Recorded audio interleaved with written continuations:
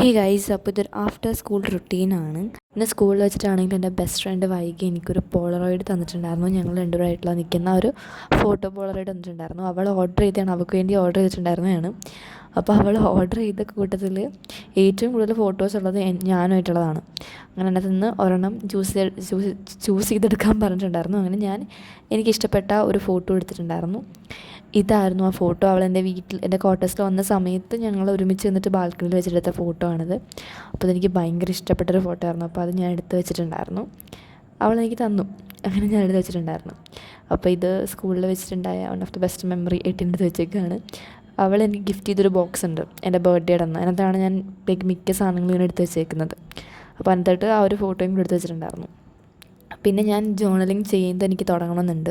അതായത് നമ്മുടെ ഫോട്ടോസൊക്കെ ആഡ് ചെയ്തിട്ടുള്ള ഒരു ജേർണലിങ് പോലെ എനിക്ക് ചെയ്യണമെന്നുണ്ട്. അപ്പം ആ ടൈമിൽ എനിക്ക് യൂസ് ചെയ്യാമല്ലോ എന്ന് വെച്ചിട്ടാണ് ഞാൻ ആ ഫോട്ടോ ഒക്കെ ഇതുവരെ ഉപയോഗിക്കാൻ ഇങ്ങനെ സൂക്ഷിച്ചെടുത്ത് വെച്ചേക്കുന്നത്. അപ്പോൾ ഏതായാലും അതെല്ലാം കഴിഞ്ഞതിന് ശേഷം ഞാൻ എൻ്റെ പഠിക്കാൻ എടുത്തിട്ടുണ്ടായിരുന്നു. ഞാൻ IP ആണ് ഫസ്റ്റ് എടുത്തിട്ടുണ്ടായിരുന്നത്. IP ഏത് ചാപ്റ്ററായിരുന്നു ഇത്? എമർജിങ് ട്രെൻഡ്സ് എന്ന് പറഞ്ഞ ചാപ്റ്റർ. ഇത് ഞങ്ങളുടെ സ്കൂളിൽ ഇപ്പോൾ പഠിപ്പിച്ചുകൊണ്ടിരിക്കുന്ന ചാപ്റ്ററാണ്. അപ്പോൾ ഇതെനിക്ക് അത്രയ്ക്ക് അങ്ങോട്ട് ഓക്കെ ആയിട്ടില്ല. അപ്പോൾ ഇതൊന്ന് സെറ്റാക്കാമെന്ന് വിചാരിച്ചിട്ട് ഞാൻ അങ്ങോട്ട് ഇരുന്ന് പഠിക്കാൻ തുടങ്ങിയിട്ടുണ്ടായിരുന്നു. എനിക്ക് വലിയ കുഴപ്പമില്ല, ഈ ചാപ്റ്റർ അത്യാവശ്യം എളുപ്പമാണ്. ഞാൻ പിന്നെ സെമിനാർ എടുക്കാനുള്ളതാണ് എനിക്ക് ഈ ചാപ്റ്റർ. ഇതുവരെ എൻ്റെ സെമിനാർ കഴിഞ്ഞിട്ടില്ല, നാളത്തേക്ക് മാറ്റി വെച്ചേക്കാണ്. അപ്പോൾ നാളെയെങ്കിലും നടക്കും എന്നാണ് എൻ്റെ ഒരു പ്രതീക്ഷ. എനിക്ക് വലിയ കുഴപ്പമില്ല, ഭയങ്കര എളുപ്പമുള്ള ഒരു ടോപ്പിക്കാണ് എനിക്ക് കിട്ടിയിരിക്കുന്നത്. ഞാൻ പിന്നെ ഇത്ര നാൾ അതൊന്ന് പ്രാക്ടീസ് ചെയ്ത് അതെനിക്കിപ്പോൾ തറവാണ് ആ ഒരു ടോപ്പിക്ക്. വലിയ സീനൊന്നുമില്ല. അങ്ങനെ എനിക്ക് സെമിനാർ ആലോചിച്ച് വലിയ ടെൻഷനും കാര്യങ്ങളൊന്നും ഇല്ല. അത് പെട്ടെന്നൊന്ന് കഴിഞ്ഞു പോയാൽ മതി. ആ ഒരു സെമിനാർ ഉടനെ ഉണ്ടാവും എന്നുള്ള ആ ഒരു സംഭവം എനിക്ക് മടുത്തു സത്യം പറഞ്ഞാൽ. അപ്പോൾ എങ്ങനെയെങ്കിലും അതൊന്ന് കഴിഞ്ഞാൽ മതി എന്ന് മാത്രമേ എനിക്കുള്ളൂ. പിന്നെ ഇമ്പോർട്ടൻ്റ് ആയിട്ടുള്ള കുറച്ച് കാര്യങ്ങളൊക്കെ ഞാനിങ്ങനെ സ്റ്റിക്കി നോട്ടിൽ എഴുതിയിട്ട് ഇങ്ങനെ ഒട്ടിച്ച് വെച്ച് കൊടുക്കുന്നുണ്ട്. ഞാൻ ഇവിടെ എൻ്റെ ടെക്സ്റ്റ് ബുക്ക് മാത്രമല്ല റെഫർ ചെയ്യുന്നത്, എൻ്റെ സ്റ്റഡി മെറ്റീരിയൽ സ്കൂളിൽ നിന്നിട്ടുണ്ട്. അപ്പോൾ അതും കൂടെ റെഫർ ചെയ്തിട്ടാണ് ഞാൻ പഠിക്കുന്നത്. ചില പോയിൻറ്റ്സും കാര്യങ്ങളൊക്കെ എനിക്ക് ടെക്സ്റ്റ് ബുക്കിൽ വായിച്ചിട്ട് കിട്ടാത്തതൊക്കെ ഞാൻ അതിൽ നിന്നാണ് നോക്കിയെടുക്കുന്നത്. അപ്പോൾ ഇത് രണ്ടും ഒരുപോലെ റെഫർ ചെയ്തിട്ടാണ് ഞാൻ പഠിക്കുന്നത്. ഏറ്റവും കൂടുതൽ സിമ്പിളായിട്ട് എനിക്ക് മനസ്സിലാവുന്ന ഇതാണോ അതാണ് ഞാൻ നോക്കി വെക്കുന്നത്. അതായത് ഞാൻ നോട്ട്ബുക്ക് അങ്ങനെ നോക്കി പഠിക്കാറില്ല. ഞാൻ ഇതുവരെ അങ്ങനെ IPയുടെ നോട്ട്ബുക്ക് നോക്കിയിട്ട് പഠിച്ചിട്ടില്ല. എനിക്ക് ടെക്സ്റ്റ് ബുക്കാണ് കുറച്ചും കൂടെ കംഫർട്ടബിൾ. മനസ്സിലാവുന്നത് ടെക്സ്റ്റ് ബുക്കാണ്. അല്ലെങ്കിൽ ഞാൻ എന്തെങ്കിലും ഡൗട്ട് ഉണ്ടെങ്കിൽ ഉടനെ സ്റ്റഡി മെറ്റീരിയലാണ് റെഫർ ചെയ്യുന്നത്. ഞങ്ങളുടെ സ്കൂളിൽ നിന്ന് തന്നെ തന്നിട്ടുള്ളതാണ്. അപ്പോൾ നിങ്ങളുടെ സ്കൂളിൽ നിന്ന് തന്നിട്ടുണ്ടെങ്കിൽ അത് റെഫർ ചെയ്യുന്നത് വളരെ നല്ലതായിരിക്കും. ലൈക്ക് അതിനകത്ത് ഞങ്ങളുടെ സ്റ്റഡി മെറ്റീരിയലിനകത്ത് പ്രോപ്പറായിട്ട് ക്വസ്റ്റ്യൻസും കാര്യങ്ങളും കൊടുത്തിട്ടുണ്ട്.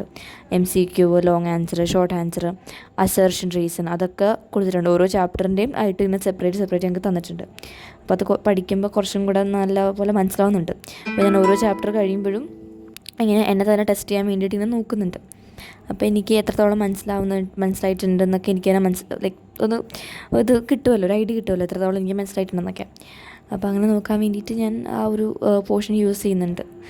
സ്റ്റഡി മെറ്റീരിയൽ നല്ലപോലെ ഉപയോഗിക്കുന്നുണ്ട്. IPയുടെതാണ് ഞാൻ ഏറ്റവും കൂടുതൽ ഉപയോഗിക്കുന്നത്. വേറെ സബ്ജക്റ്റിനൊന്നും ഞാനിങ്ങനെ ഉപയോഗിച്ചിട്ടൊന്നുമില്ല. ഹാഫ് ഇയറുടെ സമയത്ത് പോലും ഞാൻ ക്വസ്റ്റ്യൻസൊക്കെ പ്രാക്ടീസ് ചെയ്തിട്ടൊക്കെയാണ് പോയത്. ഞാനങ്ങനെ യൂസ് ആക്കുന്ന ഒരാളൊന്നും ആയിരുന്നില്ല ഈ സ്റ്റഡി മെറ്റീരിയലൊക്കെ. ഞാൻ വലിയ കാര്യമായിട്ട് എടുക്കാറേ ഇല്ല. 10 എടുത്തിട്ടുണ്ടായിരുന്നു. 10 സ്റ്റഡി മെറ്റീരിയലൊക്കെ നല്ലപോലെ നോക്കിയിട്ടൊക്കെയാണ് ഞാൻ പോയിട്ടുണ്ടായിരുന്നത്. എൻ്റെ കയ്യിൽ പ്രിൻ്റ് ഉൾപ്പെടെ ഇരിപ്പുണ്ടായിരുന്നു. അതിനുശേഷം ഇപ്പോഴാണ് ഞാൻ അങ്ങനെ യൂസ് ആക്കുന്നത്.